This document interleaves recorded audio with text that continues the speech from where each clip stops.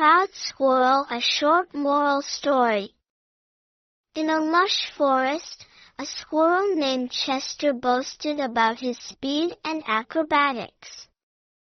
"No one can climb trees or leap like me," he bragged, showing off before the other animals. One day, a storm swept through, and Chester's tree was struck by lightning, sending his precious hoard of acorns tumbling. Panicked, he called for help. The slower tortoise, tiny sparrows, and even the ants came together to gather his scattered food. Humbled, Chester thanked them all. From that day, he shared his acorns and never bragged again, learning that teamwork and kindness outshine pride. Moral: pride fades, unity endures. Thank you for watching.